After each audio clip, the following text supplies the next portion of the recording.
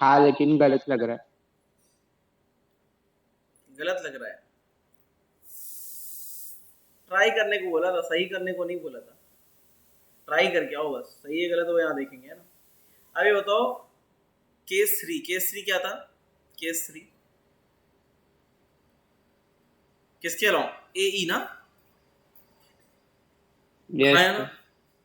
तो ए ई के अलाउ अगर करेंगे, अगेन तुम्हारा एच और एफ सेम पोटेंशियल, डी और बी सेम पोटेंशियल, क्योंकि वहां से सेम दिख रहे हैं। ठीक है, तो एच कॉमा एफ क्या हो जाएगा? सेम पोटेंशियल, और डी कॉमा बी क्या हो जाएगा? Same potential. हाँ या ना? ठीक है, एच कॉमा एफ और D comma B same potential.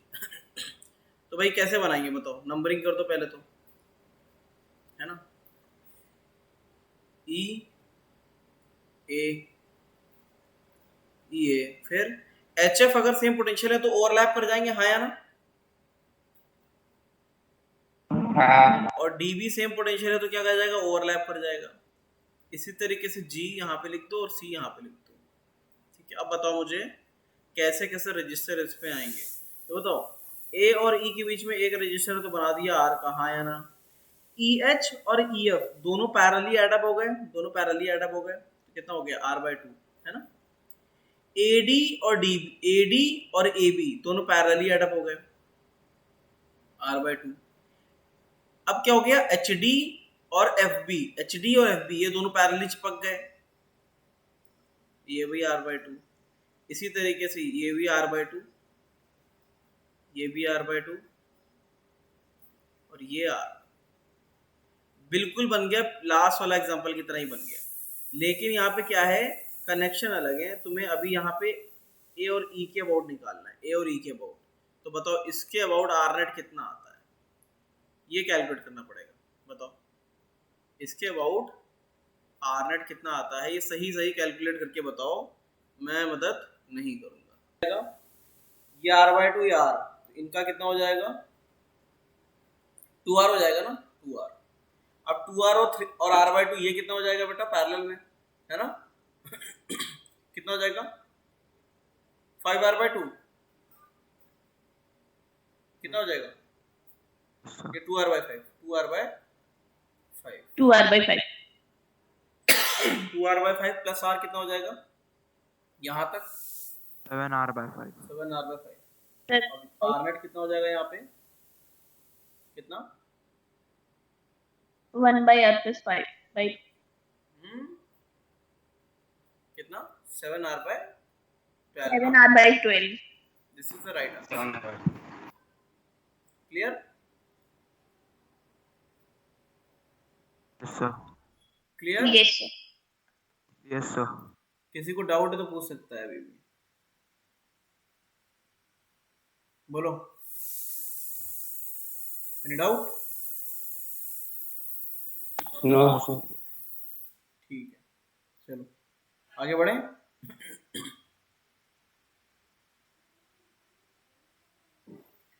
तो ये क्यूब वाला हो गया, क्यूब वाला सिमेट्री से मतलब यहाँ से देखो ये सिमेट्री क्या है, ये हेल्प कराती है कि कैसे इक्विपोटेंशियल सरफेस को बांटना है, और कुछ नहीं। ठीक है, चलो एक क्वेश्चन करके बताओ मुझे।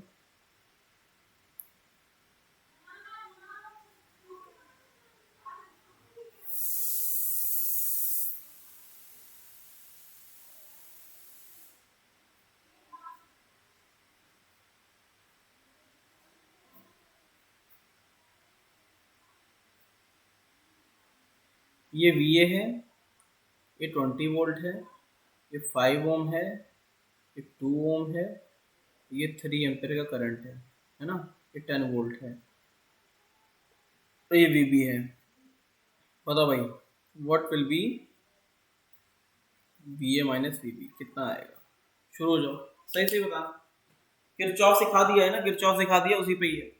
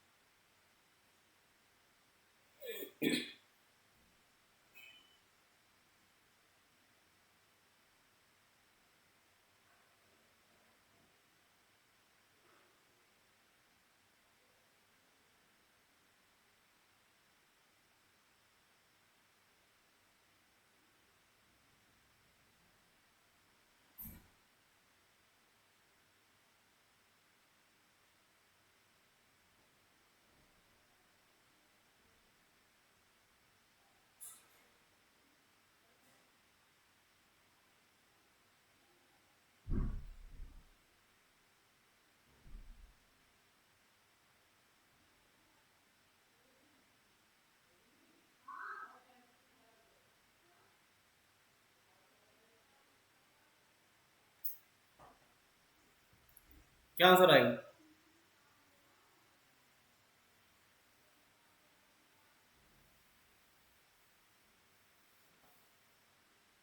कर रहा ना तुम लोग? तो 7 वोल्ट आएगा क्या आंसर? देखते हैं भाई क्या है सीन, है ना। आ जाओ। कैसे करेंगे इसको? यहाँ पे इसको याद भी कर लेना, ऐसे चलेंगे। V A is equals to, पहले क्या पढ़ा, -20, तो -20 लिख दिया। फिर करंट की डायरेक्शन में प्लस, तो 5 इंटू में 3 IR। फिर +10 वोल्ट पड़ा, तो +10। फिर 2, यहाँ से भी तो 3 एम्पेयर ही जाएगा ना, तो +3 इंटू में 2 प्लस VB, है ना। तो VA माइनस VB कितना दिख रहा है, बोलो? 11। 11। आया ना? Yes sir. इस तरीके से करेंगे।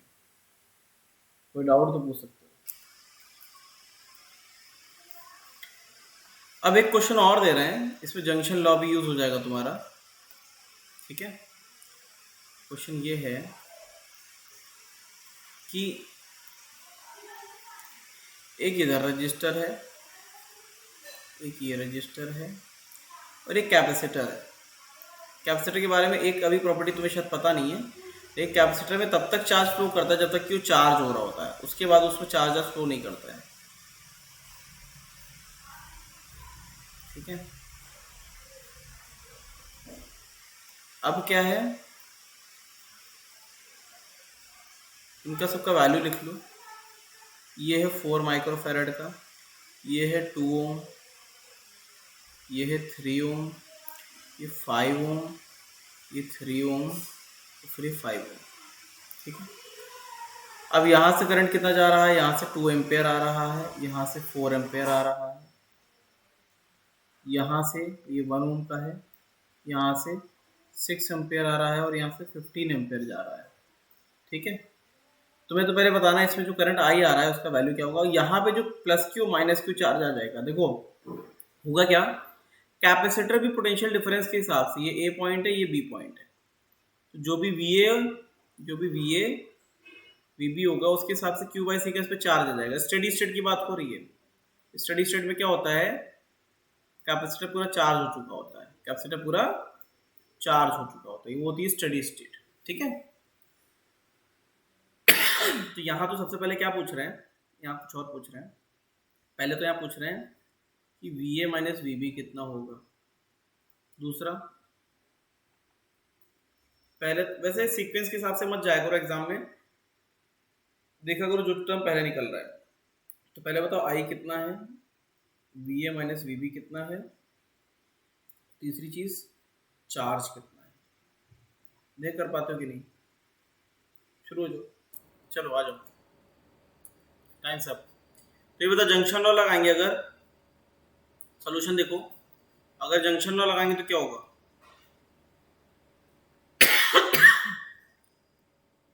देखो इधर,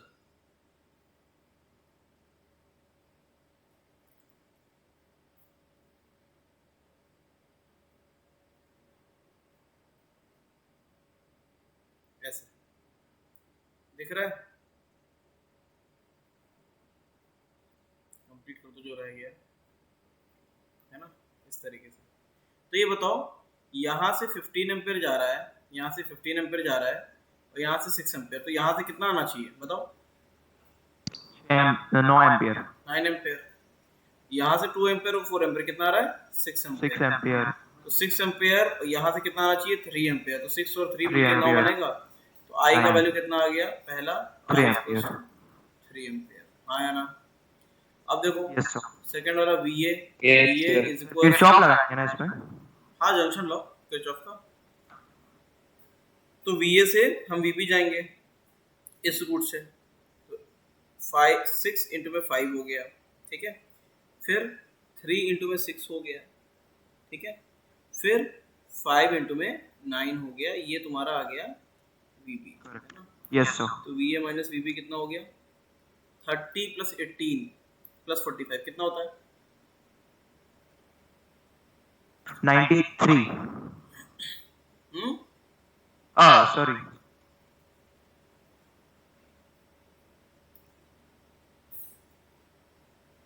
कितना 93। हाँ सर। सर नहीं, एक मिनट। हाँ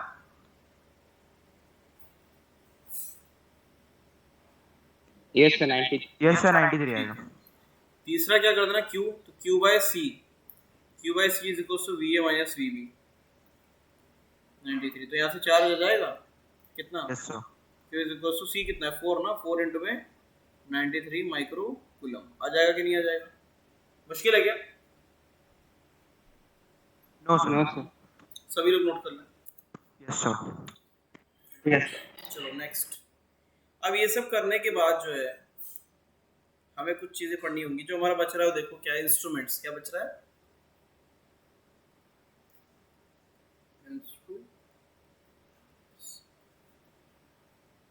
इसमें पहले क्या पढ़ोगे, सीक्वेंस नोट कर लो क्या क्या पढ़ोगे इंस्ट्रूमेंट्स में। सबसे पहले पढ़ेंगे गैल्वेनोमीटर, फिर पढ़ेंगे एमीटर, फिर पढ़ेंगे वोल्टमीटर, फिर meter bridge, meter bridge. Sir voltmeter को ही पोटेंशियोमीटर बोलते हैं क्या? नहीं, पोटेंशियोमीटर्स के बाद आता है अच्छा। पोटेंशियो, ठीक है। तो ये सीक्वेंस रहेगा, जल्दी से सीक्वेंस नोट कर लो।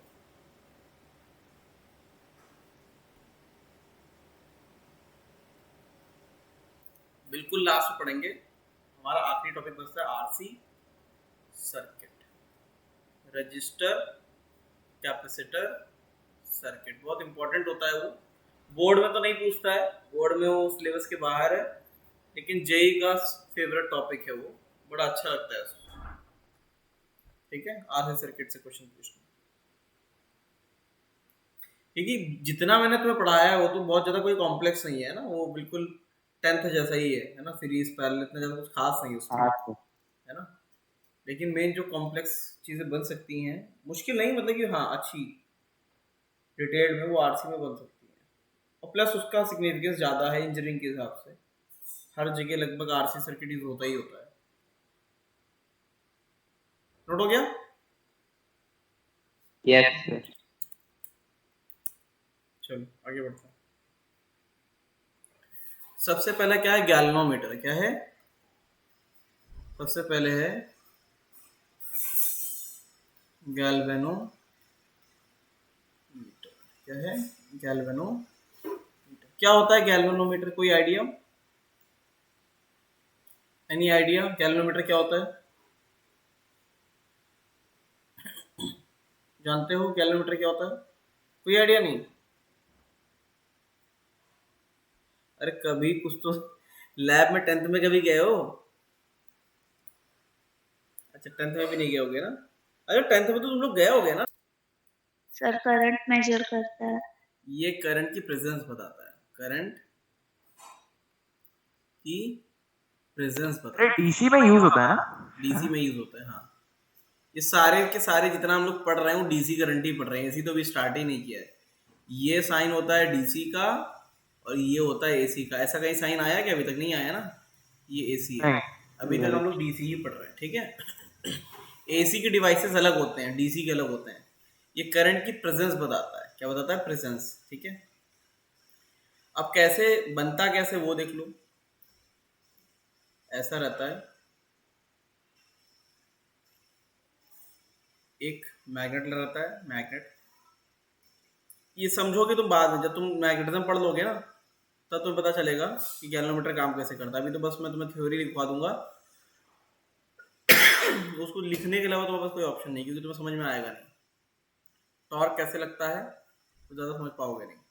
इसके अंदर एक सॉफ्ट आयरन कोर का बॉल होता है। क्या होता है? एक सॉफ्ट आयरन कोर का बॉल होता है और इसके ऊपर एक वायर लगा रहता है, ऐसा, इस तरीके से, ठीक है।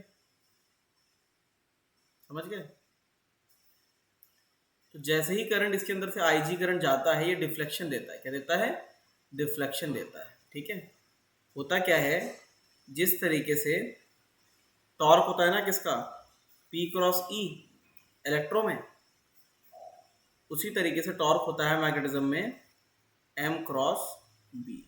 यहाँ पे M क्या है, जैसे वहाँ पे वो इलेक्ट्रिक डाइपोल मूवमेंट है, वैसे यहाँ पे क्या है, मैग्नेटिक मूवमेंट है। क्या है, मैग्नेटिक मूवमेंट।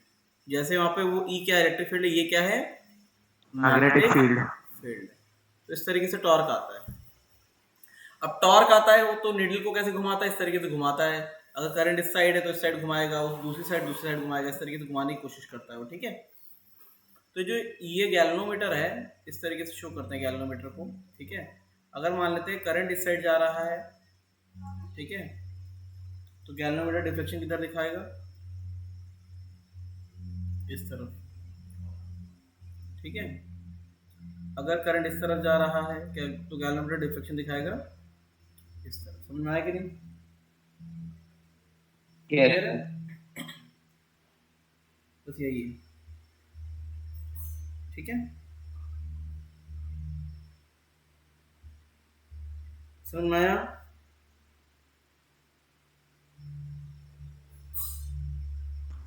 एक बार रिपीट करोगे?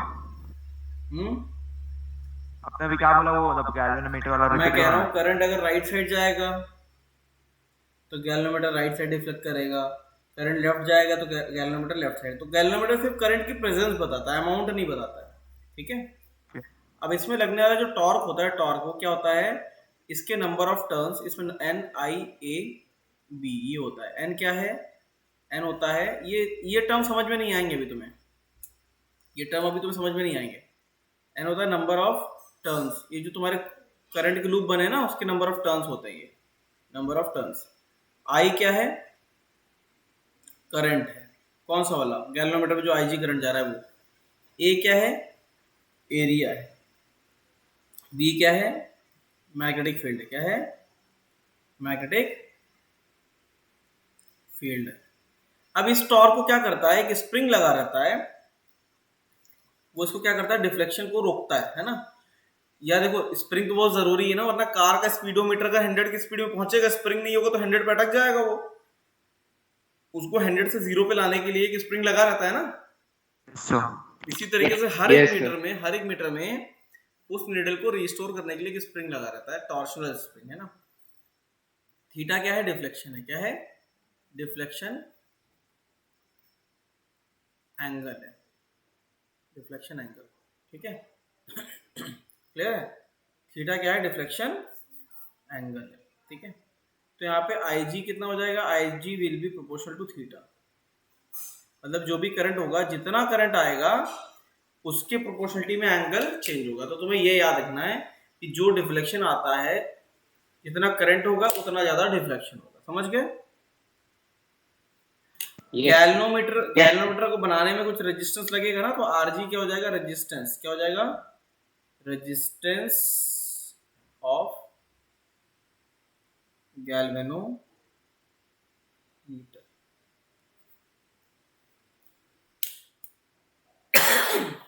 नोट कर लो।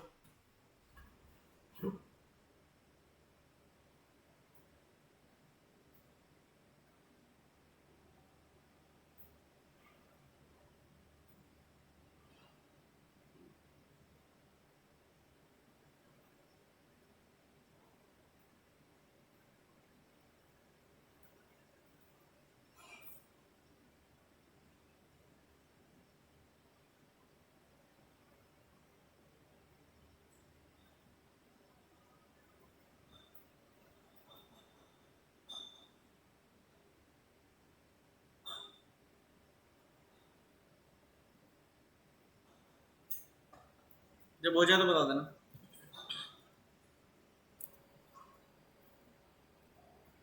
Next, now we will make ammeter from galvanometer. Ammeter बनाए, देखो गैल्वेनोमीटर करंट की प्रेजेंस बता सकता था, galvanometer can tell you the presence of current, लेकिन वो अमाउंट नहीं बता सकता।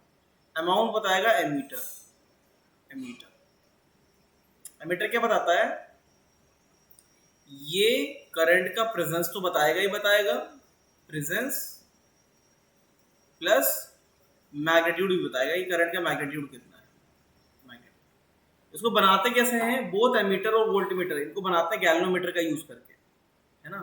क्या करते हैं, गैल्वेनोमीटर को जो था हमारा गैल्वेनोमीटर, उसको लेते हैं, उस गैल्वेनोमीटर के अक्रॉस एक स्मॉल रेजिस्टेंस लगाते हैं पैरेलल में, स्मॉल होता है, शंटिंग बोलते हैं ना, स्मॉल। अब ये पूरा सिस्टम क्या बन जाएगा, now this complete system will be ammeter. क्या बन जाएगा, इस पूरे सिस्टम को हम लोग क्या बोलेंगे, एमीटर बोलेंगे। क्या बोलेंगे, एमीटर। ठीक है, पूरा सिस्टम क्या कहलाएगा, एमीटर। क्लियर है बोलो। तो आई करंट अगर आ रहा होगा तो आईजी जाएगा गैल्वेनोमीटर में। अच्छा, गैल्वेनोमीटर का खुद का रेजिस्टेंस आरजी है, और आई माइनस आई जाएगा नीचे। ये बताओ, आरजी और आर क्या है, पैरेलल में है, तो ये इक्वेशन बनेगी कि नहीं, आई जी इंटू में R G is equal to I minus I G into में आर। ये बनेगा कि नहीं बनेगा, हाँ या ना, बनेगा ना। ठीक है, तो इक्वेशन हो गया, क्यों, पैरेलल में तो वोल्टेज बराबर होगा, है ना। तो एमीटर क्या होता है, किसमें यूज होता है, पहली चीज तो आर जो है शंटिंग, क्या बोलते हैं, शंटिंग करेंगे। शंटिंग का मतलब है कुछ लगाना, है ना, पैरेलल में, है ना, स्मॉल होता है काफी। तो आइडियल एमीटर क्या होता है, आइडियल एमीटर, अच्छा कोई चीज को अगर तुम शंटिंग में करोगे, स्मॉल आर लगा दोगे, तो पूरा जो अपैरेटस है उसका रेजिस्टेंस बहुत छोटा हो जाएगा, है ना, बहुत ज्यादा छोटा हो जाएगा। तो आइडियल एमीटर तो वो होता है जिसका, आइडियल एमीटर का रेजिस्टेंस आर नेट कितना होना चाहिए, nearly equal to zero, nearly equal to zero. लेकिन ऐसा होता नहीं है, जीरो तो हो नहीं सकता है। यूज किस में करते हैं, यूज इन सीरीज, ये सीरीज में यूज होता है। कैसे यूज करते हैं वो ऐसे बनाते हैं, जैसे कोई सर्किट है, ये बैटरी लगी है ये लोड रजिस्टर है, तो एमीटर को ऐसे यूज करेंगे, एमीटर का साइन ये होता है इस तरीके से, this is the sign of ammeter, है ना। ठीक है, अब करंट क्या है, जो आई करंट जा रहा था सिस्टम में, अब देखो एमीटर का रेजिस्टेंस अगर कम होगा तो सर्किट पे, अगर कोई पूछेगा ये बताओ कि एमीटर का रेजिस्टेंस कम क्यों रखते हैं, तो कम इसलिए रखते हैं so that it will not affect the current of the circuit, है ना। रेजिस्टेंस जितना कम होगा इसलिए उसको अपना इफेक्ट इस पे आई पे कम पड़ेगा, है ना। इसीलिए एमीटर का रेजिस्टेंस कम से कम होना चाहिए और सीरीज में ही यूज करते हैं। ठीक है, तो ये तुम्हारा क्या बताएगा, प्रेजेंस प्लस मैग्नीट्यूड दोनों बताएगा। ठीक है, क्लियर है, नोट करो। Yes sir. चलो ऐसा तो ज्यादा टाइम नहीं, सिर्फ वोल्टमीटर डिस्कस करने जल्दी से, बैक टू बैक रहती है ना, फिर वो अगली क्लास वाले आ जाते। वोल्टमीटर कैसे बनाते हैं, इसमें क्या करते हैं, गैल्वेनोमीटर जो होता है हमारा, गैल्वेनोमीटर उसी के साथ, गैल्वेनोमीटर के साथ सीरीज में बहुत हाई रजिस्टर लगा देते हैं, हाई रजिस्टर लगा देते हैं इस तरीके से। इसमें करंट तो आईजी जाना है तो आईजी जाएगा। अभी पूरा का पूरा सिस्टम क्या बन जाएगा, पूरा का पूरा सिस्टम, ये पूरा का पूरा सिस्टम क्या बन जाएगा, दिस विल बिकम वोल्टमीटर, है ना। क्या बन जाएगा, वोल्टमीटर, है ना। इसको ऐसे शो करते हैं वोल्टमीटर। तो इसमें जो वोल्टेज बताएगा ये, वो कितना बताएगा, आईजी इंटू में गैल्वेनोमीटर का रेजिस्टेंस प्लस आर जो लगाए वो, है ना। तो ये वोल्टेज बता देगा पूरा। अब ये क्या रहता है, ये क्या बताता है, वोल्टेज बताता है। क्या बताता है, वोल्टेज मेजर करता है। ठीक है, इट मेजर्स द वोल्टेज, है ना।